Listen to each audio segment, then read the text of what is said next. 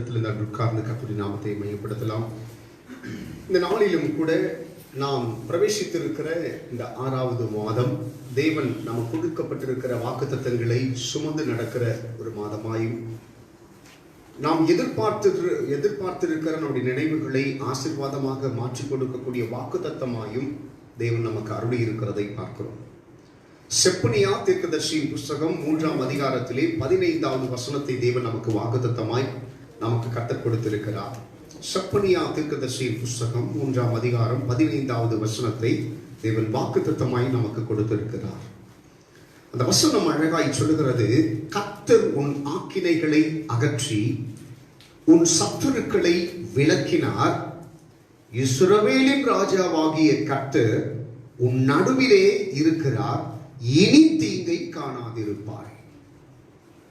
இந்த வார்த்தை ஆறுதலற்று இருக்கிற, தேறுதலற்று இருக்கிற, தேவன் நமக்கு ஒரு நன்மை செய்ய மாட்டாரா என்று சொல்லி எதிர்பார்த்து கொண்டிருக்கிற கர்த்தருடைய பிள்ளைகளாகிய நமக்கு மிகவும் ஒரு மாற்றத்தை கொண்டு வரும் என்று சொல்லி நம்பிக்கையோடு கூட எதிர்பார்த்து கொண்டிருக்கிறோம். கவனியுங்கள், இந்த வார்த்தை, இந்த வசனம் கொஞ்சம் பெரிய வசனமா இருந்தாலும் அந்த வசனத்திலே கடைசி 2 வரிகள் என்னுடைய இருதயத்தை அதிகமாக தொட்டது. அதைத்தான் நான் இன்றைக்கு உங்களோடு கூட பகிர்ந்து கொள்ள விரும்புகிறேன்.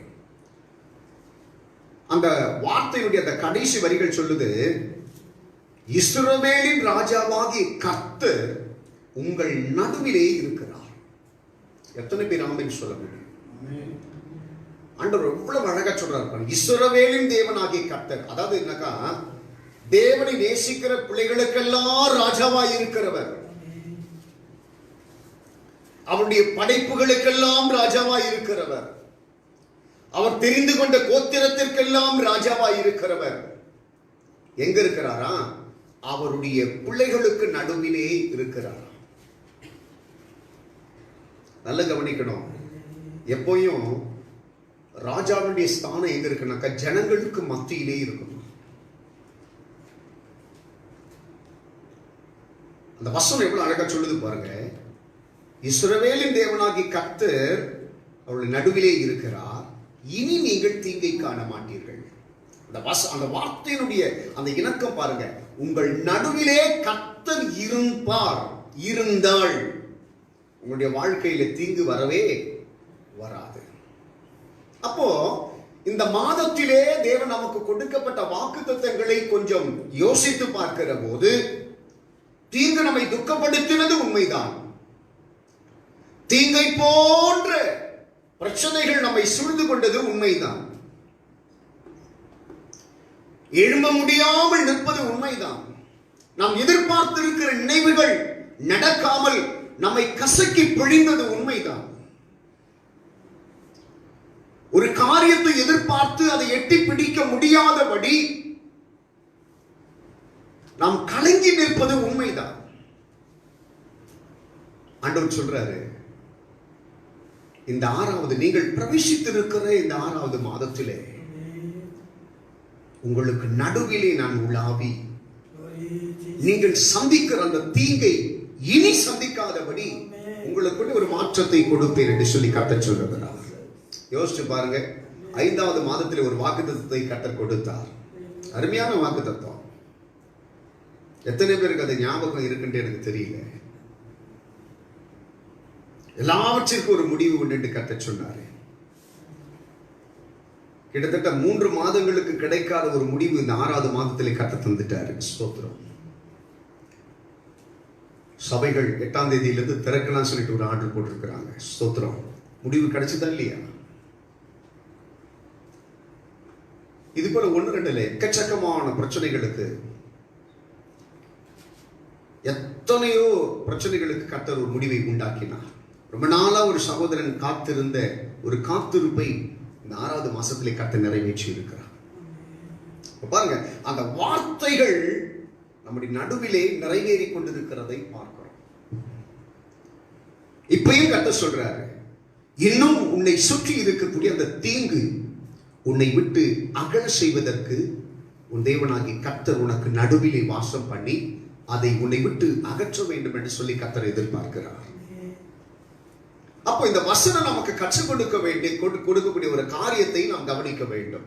அப்போ ஆண்டவர் என் பட்சத்தில் எனக்கு நடுவிலே அவர் இருப்பாரானால் எந்த தீங்கும் எனக்கு விரோதமாக கிரியை செய்ய விடவே மாட்டார்.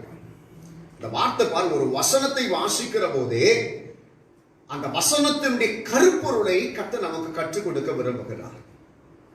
அப்போ தேவனுடைய பிள்ளைகள் தெரிந்து கொள்ள வேண்டிய ஒரு விஷயம் என்ன கேட்டீங்கன்னாக்கா, எனக்கு நடுவிலே கர்த்தர் இருப்பாரானால் தீங்கை கர்த்தர் என்னை விட்டு விலக செய்வார் என்பதை நாம் அறிந்து கொள்ள வேண்டும். உனக்கு நடுவிலே கர்த்தர் உலாவிக் கொண்டு இருக்க வேண்டுமானால் உன் பாளையம் தேவன் விரும்பக்கூடிய பரிசுத்தமாய் இருக்க வேண்டும் என்று சொல்லி கர்த்தர் சொல்லுகிறார். இது கர்த்தர் உலாவிக் கொண்டிருக்கிற ஸ்தலம். உனக்கு நடுவிலே கர்த்தர் உலாவிக் கொண்டிருக்க வேண்டுமானால் என் ஆண்டவர் உன்னிடத்தில் எதிர்பார்க்கிற அந்த பரிசுத்தமான வாழ்க்கை நீ கொண்டு வர வேண்டும் என்று சொல்லி தேவன் எதிர்பார்க்கிறார். இன்னும் ஒரு வார்த்தையை நான் உங்களுக்கு சுட்டிக்காட்ட நான் விரும்புகிறேன். எடுத்து வாசித்து பாருங்கள். ஸ்தோத்திரம். உபாகமத்தின் புஸ்தகம் 31வது அதிகாரத்துல 17வது வசனம் இப்படியாக சொல்லுகிறது. நான் உங்களுக்கு வாசித்து காண்பிக்க விரும்புகிறேன். உபாகமத்தின் புஸ்தகம் 31வது அதிகாரத்திலே 17வது வசனம், பக்கம் 264. கவனிங்க பார்க்கலாம். அந்நாளிலே நான் அவர்கள் மேல் கோபம் கொண்டு அவர்களை கைவிட்டு என் முகத்தை அவர்களுக்கு மறைப்பேன். அதனால் அவர்கள் பட்சிக்கப்படும்படிக்கு அநேக தீங்குகளும் இக்கட்டுகளும் அவர்களை தொடரும். அந்நாளிலே அவர்கள் எங்கள் தேவன் எங்கள் நடுவிலே ஈராததினாலே அல்லவா இந்த தீங்கு எங்களை தொடர்ந்தது என்பார்கள். எத்தனை பேருக்கு இந்த வார்த்தைகள் புரிந்தது என்பது எனக்கு தெரியல. அதை மீண்டும் அந்த கடைசி வரிகளை நான் உங்களுக்கு நினைவுபடுத்த விரும்புகிறேன். தீங்கின் நாட்களிலே ஜனங்கள் உட்பிரவேசித்துக் கொண்டிருக்கிற போது அவர்களுடைய நினைவுகள் இப்படி சொல்லுமா? என்ன சொல்லுமா? எங்கள் தேவனாகிய கர்த்தர் எங்கள் நடுவிலே இல்லாததினால்தான் இந்த தீங்கு எங்களை என்ன பண்ணிட்டு இருக்குது? பின்தொடர்ந்து கொண்டிருக்கிறது. முதலாவது அதை உணர்றீங்க. ஒரு பிரச்சனை என்னுடைய வாழ்க்கையில வருகிறதற்கு கண்டிப்பா கர்த்தர் என்னோடு கூட இருப்பாரானால் கட்டாயம் ஒரு பிரச்சனையும் எனக்கு ஒன்றும் பண்ண முடியாது.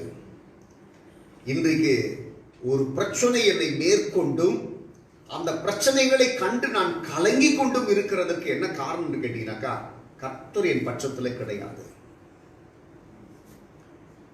தாவீது தேவனுடைய சமூகத்தில் முழங்கால் படியிட்ட உடனே சுற்றி இருக்கிற வேலைக்காரர்கள் எல்லாம் சொல்ல ஆரம்பிச்சுட்டாங்க, தாவீது ஜெபிக்க ஆரம்பிச்சுட்டாரு, தாவீது தேவனுடைய சமூகத்தில் முழங்கால் படியிட ஆரம்பிச்சுட்டாரு, கண்டிப்பா அந்த பிள்ளைக்கு கர்த்தர் ஜீவனை கொடுப்பாரு. காரணம், தாவீதுடைய ஜெபத்தை இன்றைக்கு வரையிலும் தேவன் தள்ளினது கிடையாது. தாவீதை இன்றைக்கு வரையிலும் தேவன் பாராமல் இருந்தது கிடையாது. அவன் கேட்ட உடனே கர்த்தர் ஒவ்வொரு காரியத்திற்கும் அவனுக்கு பதில் கொடுக்கிறார். எல்லாம் எதிர்பார்த்து கொண்டிருக்கிறார்கள். குறிப்பிட்ட நாட்கள் முடிகிறது. எந்த பிள்ளைக்காக தாவீது மன்றாடி ஜெபித்தானோ அந்த பிள்ளை மரித்து போனது என்று சொல்லி எதிர்பார்த்து கொண்டிருக்கிற வேலைக்காரர்கள் தாவீதுடைய காதுகளோரும் வந்து சொல்லுகிறார்கள், ஐயா ராஜாவே,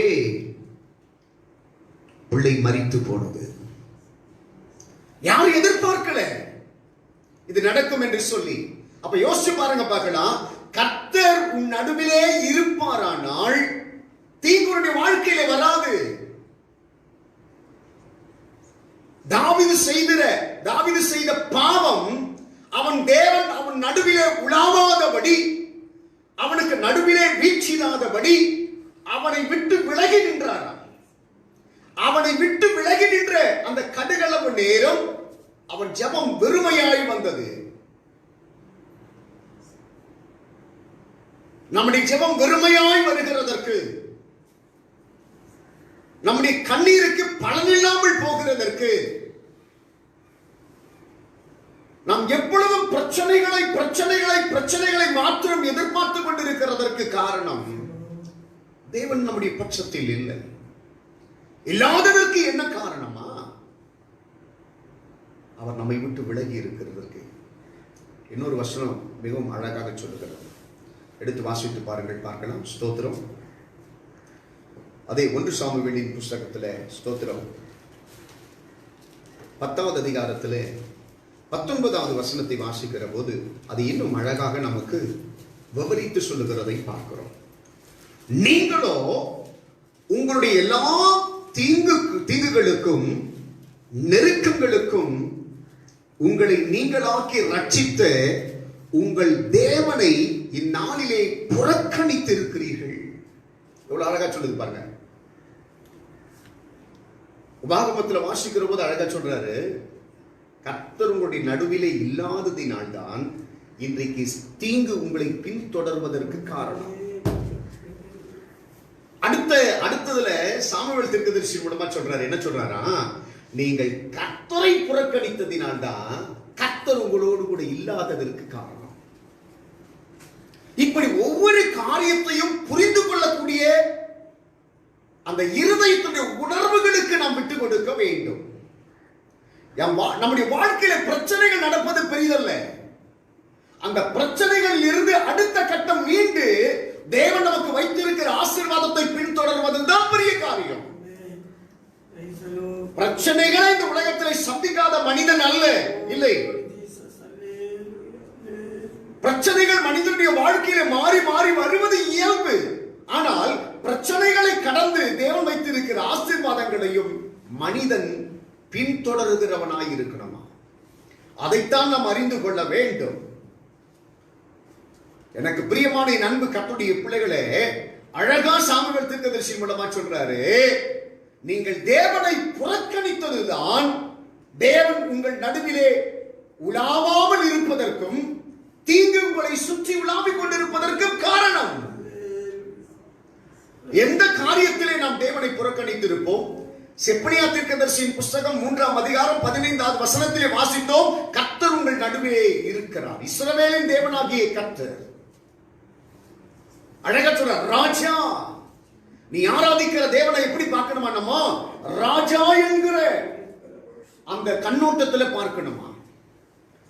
எப்படி ஒரு உயர்வான மனிதன் வருகிற போது தங்களை அறியாமலேயே ஒரு பணிவு வருகிறதோ, அதே போல தேவனுடைய சமூகத்திலே இருக்கிற நீங்களும் நானும் அவரை உற்று பார்க்கிற போது அவர் நமக்குள்ள இருக்கிறார் என்கிற உணர்வுகளோடு கூட அவருக்கு பயப்படக்கூடிய பயம் நமக்குள்ள வர வேண்டுமா? எப்பொழுது நம்முடைய கண்ணோட்டத்திற்கு முன்பதாக நம்முடைய தேவனாகிய கர்த்தரை அந்த ராஜா என்கிற அந்த உயர்வோடு கூட நிறுத்தி பார்க்க வேண்டுமா? அந்த நிலைகளை நாம் தளர்த்துகிற போது தேவனை புறக்கணிக்கிறதற்கு சமமாய் மாறிவிடுமா?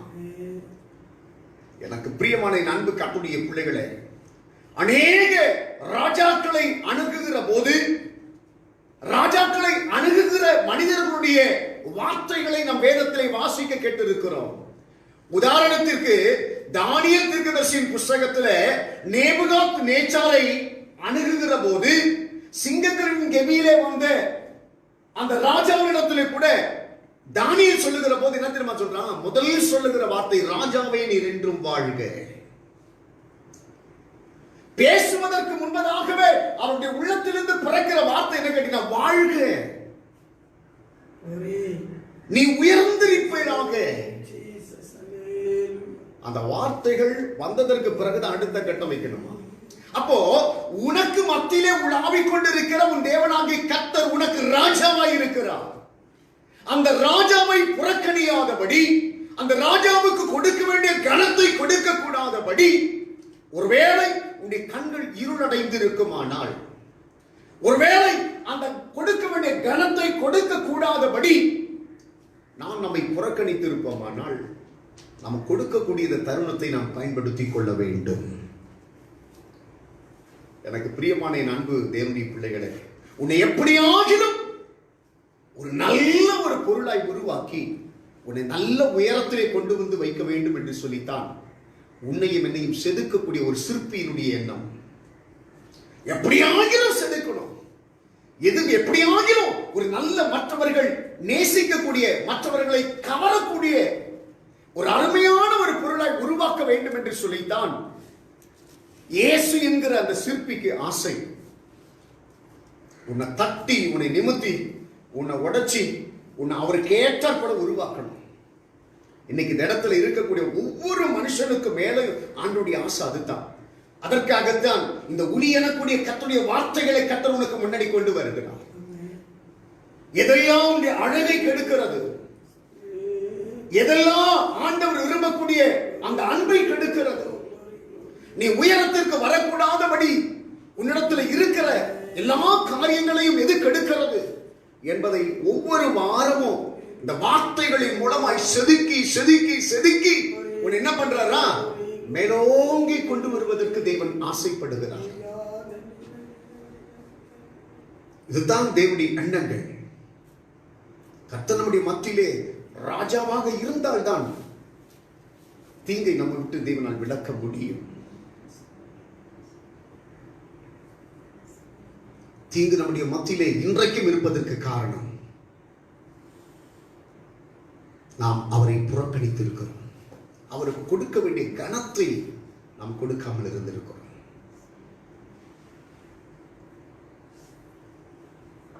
சிலரை பார்த்து நாம் நிறைய காரியங்கள் இன்னும் கற்றுக்கொள்ள வேண்டும்.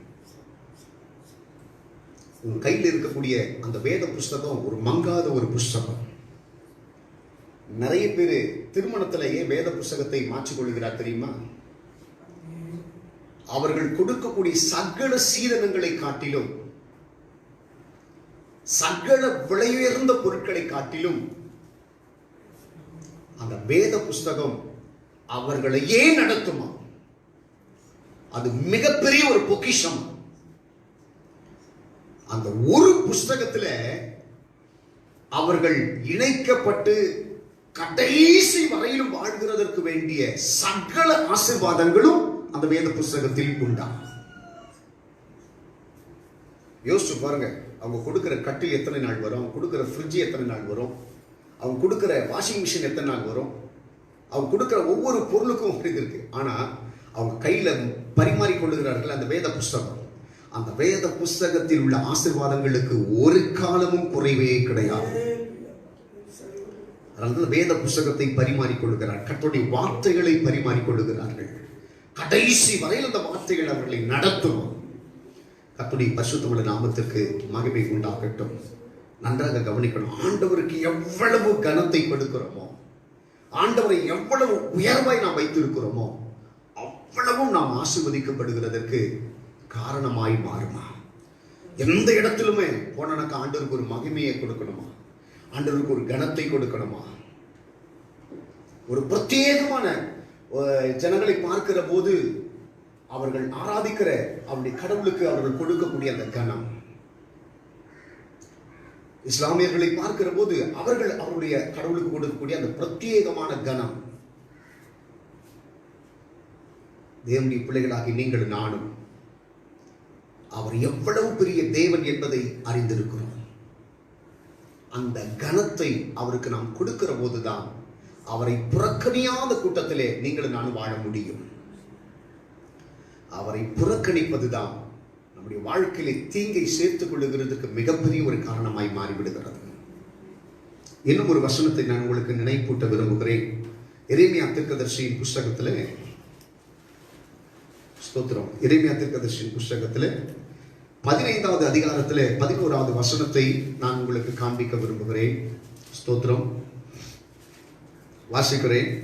உன்னில் மீதியாய் இருப்பவர்கள் நன்மை அடைவார்கள், தீங்கின் காலத்திலும் நெருக்கத்தின் காலத்திலும் உனக்காக நான் சத்துருவுக்கு எதிர்பட்டு உனக்கு சகாயம் செய்வேன் என்று சொல்லி கர்த்தர் சொல்றார். கடைசி ஆண்டவர் வந்திருக்கிறார் பாருங்க. என்னை புறக்கணிப்பதை விட்டுவிட்டு எனக்கு தேவைப்படுகிற கனத்தை நீ கொடுத்து உனக்குள்ளே நான் உலாவிக் கொண்டிருப்பேன். ஆனால் ஆண்டவர் சொல்றாரு, அவரால் தெரிந்து கொள்ளப்பட்டிருக்கிற, அவரால் சேர்த்து கொள்ளப்பட்டிருக்கிற இந்த கொஞ்ச ஜனத்தை பார்த்து கர்த்தர் சொல்லுகிறார்.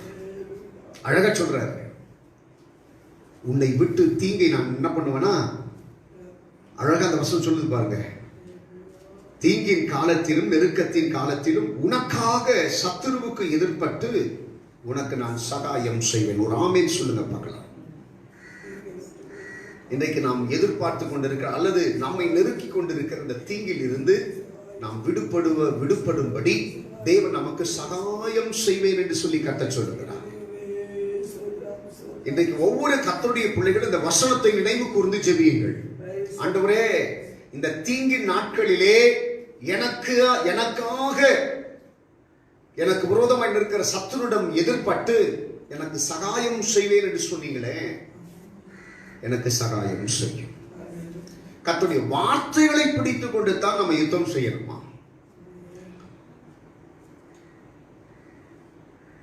நம்முடைய தேவனை கனமாய் நினைத்து நமக்குள்ளே கொண்டு வந்து அந்த தேவனை நோக்கி நாம் முறையிடுகிற போது கர்த்தருடைய வார்த்தைகளை வைத்து நாம் முறையிடுவோமானால் அது நமக்கு பெரிய ஒரு ஆசீர்வாதமாக மாறும்.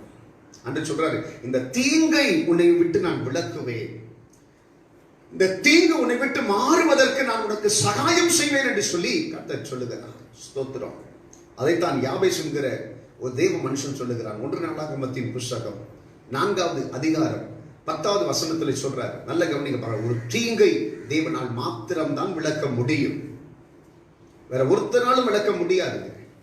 அதை மனிதன் உணர வேண்டும். தன்னை படைத்த தேவன் மாத்திரமே அந்த காரியத்தை செய்ய முடியும். எப்படி ஒரு வாகனமா இருந்தாலும் சரி, அதை உற்பத்தி செய்கிறவர்கள் தான் அதனுடைய உதிரி பாகமும் அதை ரிலீஸ் பண்ணணும். அதே போலதான் நம்மை உற்பத்தி செய்த தேவனாகிய கர்த்தர் நமக்கு மத்தியில் இருக்கிறார். நம்ம சுற்றி என்ன பிரச்சனைகள் நடந்தாலும் தீர்வையும் அவர் தான் கொடுக்கணுமா? அதனால்தான் பக்தன் சொல்றார், என்னுடைய கண்கள் உண்மையே நோக்கி கொண்டிருக்கிறது, சகாயம் எனக்கு கிடைக்கிற வரைக்கும். எனக்கு பிரியமான என் அன்பு கர்த்தருடைய பிள்ளைகளே, யாக்கோபு ஸ்தோத்திரம் 1 நாளாகமத்தின் புஸ்தகம் 4ஆம் அதிகாரம் அந்த 10வது வசனம் சொல்றது பாருங்க. யாபேஸ் இஸ்ரவேலின் தேவனை நோக்கி, அந்த ஒவ்வொரு இடத்திலையும் பாருங்க, அந்த இஸ்ரவேலின் தேவனை நோக்கி, ராஜாவை நோக்கி.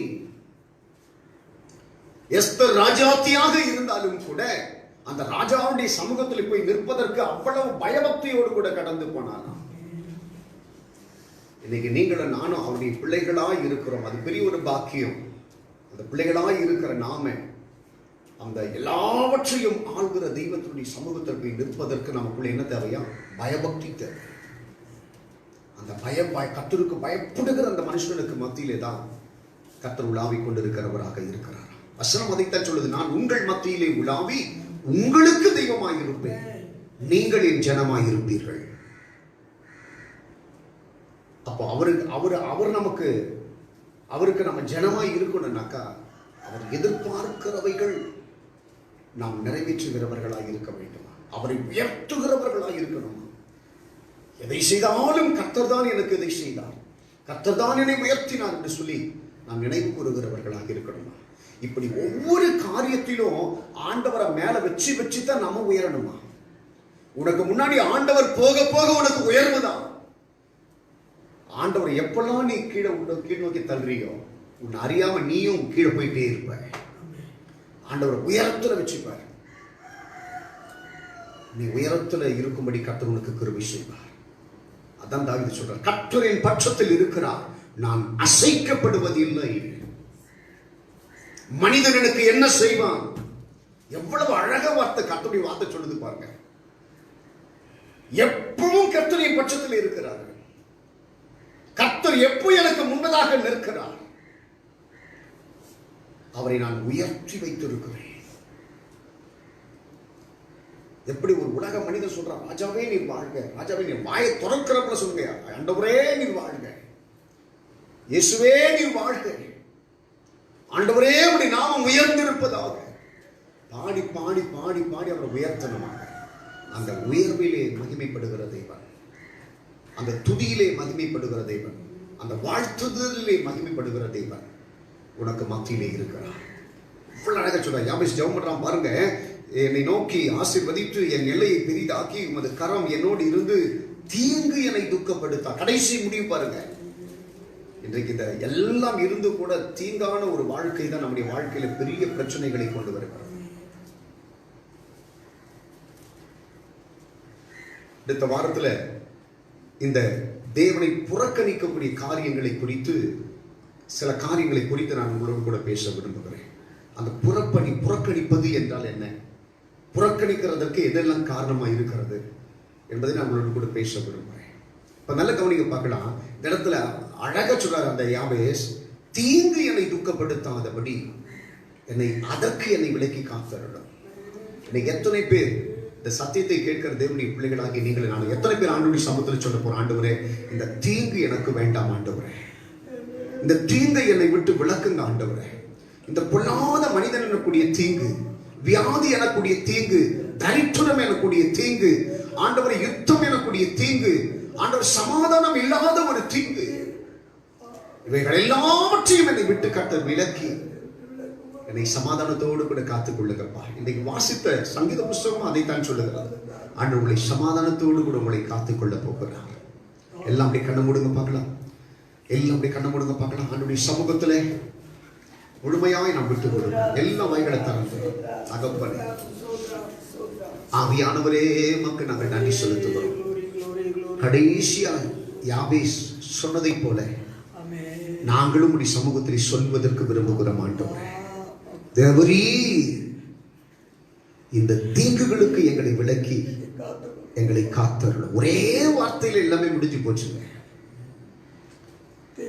இந்த ஜெபம் நம்ம ஏறெடுக்கணும்னாக்கா, ஒருவேளை கடந்த போன நாட்களில் கர்த்தரை புறக்கணிக்கக்கூடிய அளவிற்கு கனத்தை, அவருக்கு கொடுக்க வேண்டிய கனத்தை நான் கொடுக்க மறந்திருக்கலாம், அல்லது அவர் விரும்பத்தகாத பாவங்களை நான் செய்திருக்கலாம், அல்லது அவர் என் பட்சத்தில் இருந்து எனக்கு உதவி செய்யக்கூடாதபடி அவருடைய இருதயத்தை நான் வேதனைப்படுத்தி இருக்கலாம். வாய்களை திறந்து சொல்லுங்க பார்க்கலாம்.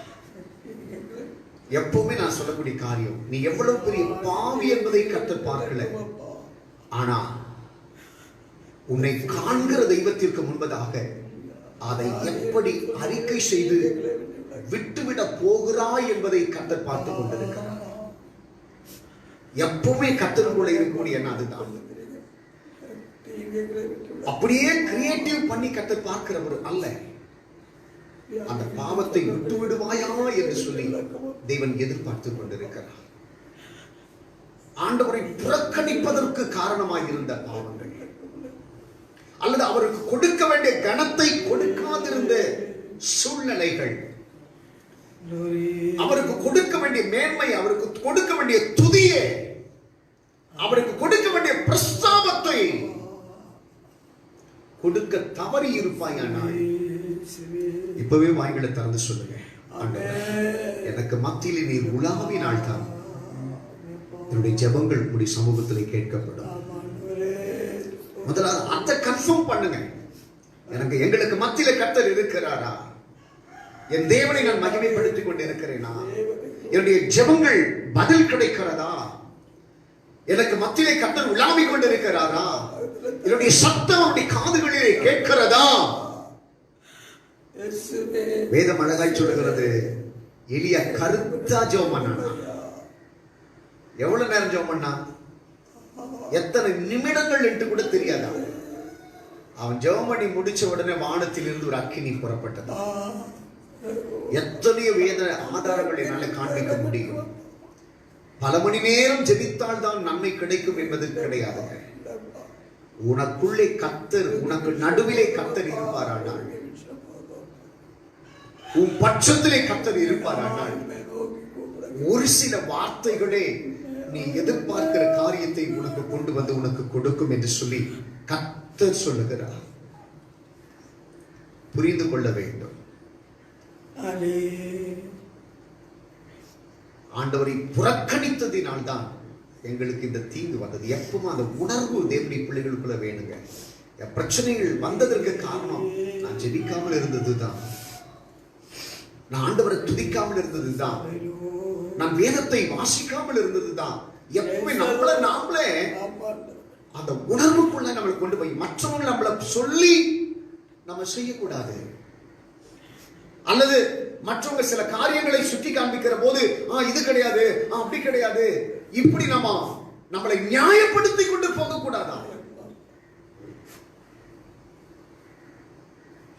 நியாயப்படுத்திக் கொண்டு போக கூடாது.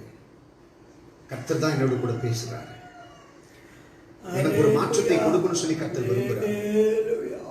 என்னை ஒரு புது மனிதனாய் மாற்ற வேண்டும் என்று சொல்லி கர்த்தர் விரும்புகிறார்.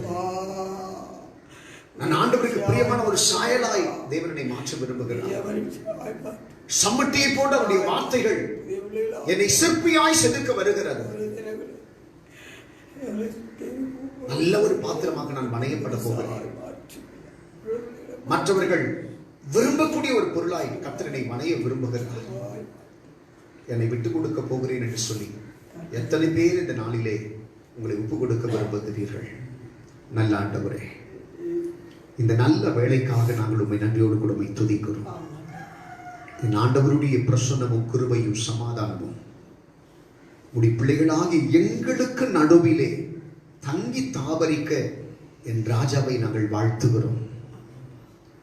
என் ராஜா எங்களுக்கு மத்தியிலே கிரியை செய்யணும். என்னுடைய குறைகளை கேட்டறிகிறவராய் எங்களுக்கு மத்தியிலே இருக்கணும்.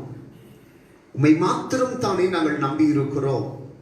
6வது மாதம் நீங்க எங்களுக்கு கொடுத்த மாதம். குறைவற்று இருக்கிற என் அன்பு பிள்ளைகளை நான் உம்முடைய கரத்திலே கொடுக்கிறேன். தேவைகள் சந்திக்கப்படாமல் இருக்கிற என் அன்பு பிள்ளைகளை உம்முடைய கரத்தில் கொடுக்கிறேன். எனக்கு ஒரு தேவன் நன்மை செய்ய மாட்டாரா என்று சொல்லி எதிர்பார்த்து கொண்டிருக்கிற என் அன்பு பிள்ளைகளை உம்முடைய கரத்திலே நான் கொடுக்கிறோம். சில தேவைகளுக்காக காத்திருக்கிற என் அன்பு பிள்ளைகளை உம்முடைய கரத்திலே நான் கொடுக்கிறேன். அவருடைய தேவைகள் எல்லாம் அவர்கள் நன்மையை உம்முடைய கரத்திலிருந்து பெறக்கூடாதபடி அவர்களை சுற்றிலும் சூழ்ந்திருக்கிற தீங்கை எல்லாம் அவர்களுடைய நடுவிலிருந்து கர்த்தர் புறப்பட பண்ணுவீராக. அவர்களை தேவன் ஆசீர்வதிப்பீராக. ஓரே பார்ப்பத சபையார் மாத்திரமல்ல ஆண்டவரே, இந்த ஃபெலோஷிப்புக்குள்ள இருக்கிற ஒவ்வொரு கர்த்தருடைய பிள்ளைகளையும் நான் உடைய கரத்திலே கொடுக்கிறேன். என் ஜனத்திற்கு கர்த்தர் துணையாயிருந்து என் ஜனத்தை தேவன் ஆசீர்வதித்து என் ஜனத்திற்கு மத்தியில் தீங்கை கர்த்தர் விளக்குவீராக. ரபலா ஷகலா தீனமா கரபலியா ரிமகலா துரியந்த நதுனியா கதுரியா பதனவோனியா கரபலியா திகதனமோ கரபலிரபலியா. இயேசு கிறிஸ்துவின் நாமத்தினாலே என் ஜனத்தை துக்கப்படுத்தாதபடி தீங்குகளே புறப்படு. என் ராஜா எனக்கு மத்தியில் வீற்றிருக்க விரும்புகிறார். என் ராஜா எனக்கு மத்தியிலே உலாவுகிறதற்கு, என் ராஜா எனக்கு மத்தியிலே வாசம் பண்ணுகிறதற்கு, என் ராஜா எனக்கு மத்தியிலே இருப்பதற்கு அவனுக்கேற்ற ஒரு மனவாட்டியை என்னை உருவாக்கி ஆளுகை செய்யுங்க ஆண்டவரே. கிருபையினால் என்னை மூடுங்க, பிரசன்னத்தினால் என்னை மூடுங்க, என் ஜனத்தை மூடுங்க, என் குடும்பங்களை மூடுங்க ஆண்டவரே. இந்த ஃபெலோஷிப்புக்குள்ள இருக்கிற ஒவ்வொரு துறையும் மூடுங்க ஆண்டவரே. பாம்பி கரம் இருந்து நடத்தட்டும் இயேசுவின் நாமத்தில் பிதாவே, ஆமென். என் ஆத்துமாவே கர்த்தரை ஸ்தோத்திரி, என் உள்ளமே பரிசுத்த நாமத்தை ஸ்தோத்திரி. என் ஆத்துமாவே கர்த்தரை ஸ்தோத்திரி. கர்த்தர் செய்த சகல உபகாரங்களை மறவாதே. God bless you. கர்த்தர் உங்களை ஆசீர்வதிக்கட்டும். உங்களோடு கூட கர்த்தர் இருப்பாராக. இந்த நேரலை காண்கிற ஒவ்வொரு கர்த்தருடைய பிள்ளைகளுக்கும் ஒரு பிரத்யேகமான அறிவிப்பு. இந்த காணொளி நீங்கள் கண்டதற்கு பிறகும் கூட மற்றவர்களும் காணும்படி இதை பகிருங்கள். கர்த்தர் உங்களோடு கூட இருந்து உங்களை ஆசீர்வதித்து உங்களை மேன்மேலும் தேவன் பெருகம் செய்வதற்கு கர்த்தர் உண்மையுள்ளவராக இருக்கிறார். இதற்கு பிறகும் கூட யூடியூப்ல கூட ஒளிபரப்பக்கூடிய அந்த செய்தியை கூட காணுங்கள். கர்த்தர் உங்களை ஆசீர்வதிக்கட்டும். ஆமென். வாழ்த்துக்கள்.